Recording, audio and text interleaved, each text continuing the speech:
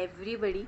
Welcome to my channel. Welcome to my first official vlog, that is the one with the introduction.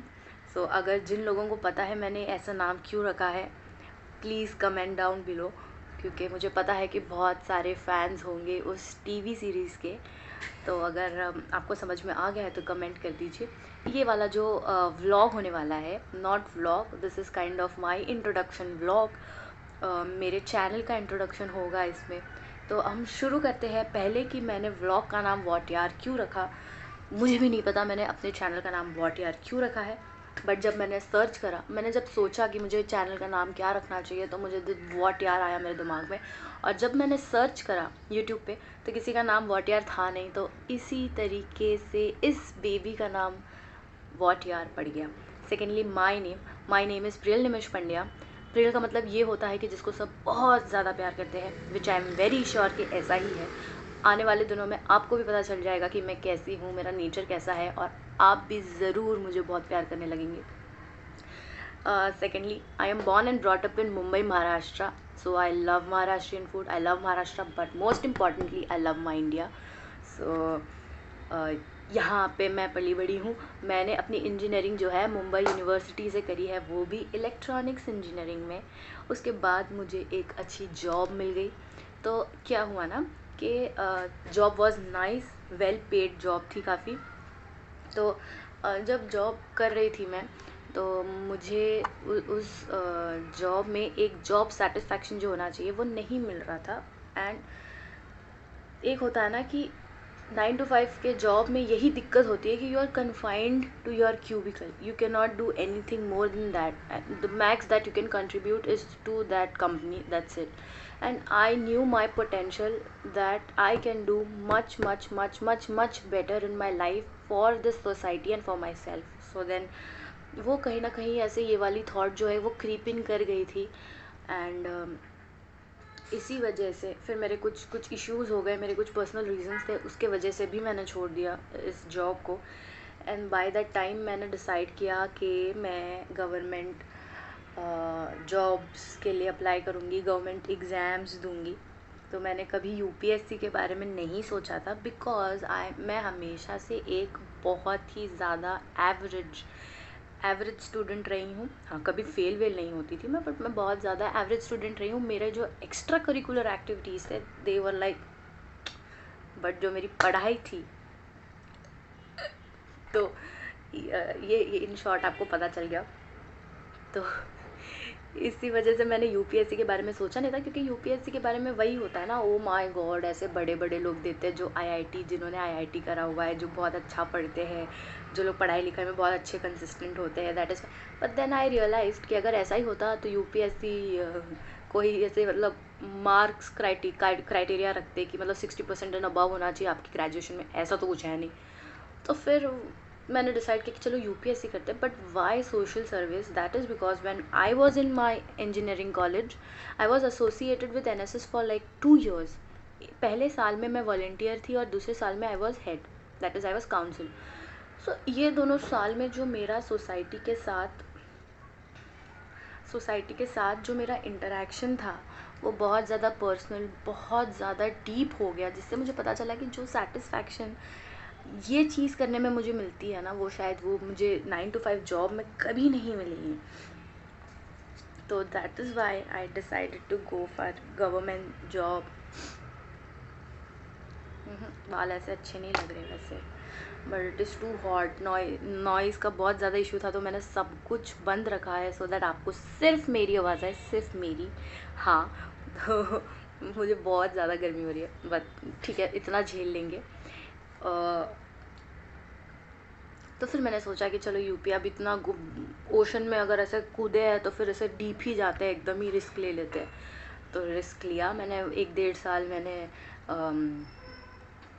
पढ़ाई करी उसके बारे में। मैंने अपना पहला अटैम्प्ट दिया। पहला अटैम्प्ट काफ़ी काफ़ी काफ़ी अच्छा था, और काफ़ी अच्छा इन द सेंस मेरा एक्सपीरियंस बहुत अच्छा था उसको लेके। तो फिर तो मेरा जो व्लॉग होगा ना, वो इसके आसपास भी रहेगा कहीं काफ़ी हद तक, क्योंकि मैं जो भी चीज़ करने की कोशिश करूँ, मैं उसमें से अपनी एजुकेशन नहीं निकाल सकती बाहर। तो अगर मैं कुछ भी शूट कर रही हूँ तो उसमें मेरी पढ़ाई बीच में आ ही जाएगी। सो मेरा मेन जो पढ़ाई होगा वो तो उस सेंटर में रहने ही वाला है। सेकेंडली, अगर आप ऐसे इतना बड़ा एग्ज़ाम देते हो तो ऐसा हो ही नहीं सकता कि आपका कोई मेंटल हेल्थ का कोई इशू हो ही ना। मैंने बहुत झेला है, मुझे बहुत एनजाइटी इश्यूज़ हो जाती थी, मुझे नींद नहीं आती थी रात को पहले जब लॉकडाउन शुरू हुआ था तब, क्योंकि मेरे बहुत सारे पर्सनल रीजंस भी थे विच आई कैन नॉट से it here right now. Now is not the time. तो मैंने जो एनजाइटी इश्यूज़ झेले हैं, मैंने जो प्रेशर झेला है, मैंने जो मतलब जॉब क्विट करी, तो कभी कभी ऐसा लगता है कि मैंने जॉब क्विट क्यों करी। शायद मैं कमा रही होती, मेरा पे रेज़ हो गया होता, कितना मतलब मैं क्या क्या ख़रीद सकती थी। तो ये सारी चीज़ें जो है मेंटल हेल्थ से रिलेटेड मैं वो लाने की कोशिश करूँगी। मेरे मेरे फ़िटनेस को लेके मेरे बहुत ज़्यादा गोल्स हैं, तो मैं उसके रिलेटेड वीडियोस लाने की कोशिश करूँगी। अभी एक जो वीडियो है वो ऑन गोइंग है, वो चल रहा है। वो क्या है वो उसी में पता चलेगा। मैं पहले इसको निकालना नहीं चाहती, मैं उसको पहले बताना नहीं चाहती किसी को भी। सो फ़िटनेस के बारे में मेरी वीडियो होगी। फ़ैशन तो मतलब देखिए, मुझे आप देख लीजिए, मैं बालों के साथ नहीं छेड़ती। मेरे जो नेचुरल बाल है, मेरे जैसे नेचुरल बाल है, वो हर वीडियो में ऐसे ही रखने की कोशिश करूँगी मैं। या sometimes I can do something, try here and there something, but apart from it जो भी मुझे, अगर मैंने कोई नई कुर्ती ली है जैसे ये, या मैंने कोई नया एक्सेसरीज़ लिया हुआ है, उसके बारे में I try and speak in my videos. I make it in different videos. और या तो फिर मैं कुछ और कर रही हूँ, मैं कोई पढ़ाई का वीडियो है तो मैं उसमें भी कुछ चीज़ें ऐसे डाल सकती हूँ for fun sake. And my current favourites, जैसे मैं कोई टीवी सीरीज़ देख रही हूँ, मैं नई कोई बुक पढ़ रही हूँ, मैंने कोई नई फिल्म देखी, इसके बारे में मैं अपने चैनल पे बताने की कोशिश करूँगी। सेकेंडली, मेरा जो मेन मोटो, मेरा एक ही मैं एक चीज़ आप लोगों को बताना चाहती हूँ। आपके देश में क्या चल रहा है, आपके देश में क्या करंट अफेयर्स चल रहे हैं, ये आपको पता होना बहुत ज़्यादा नेसेसरी है। अगर आप एक जागरूक या अवेयर सिटीज़न होना अपने देश में, ये बहुत अच्छी बात होती है।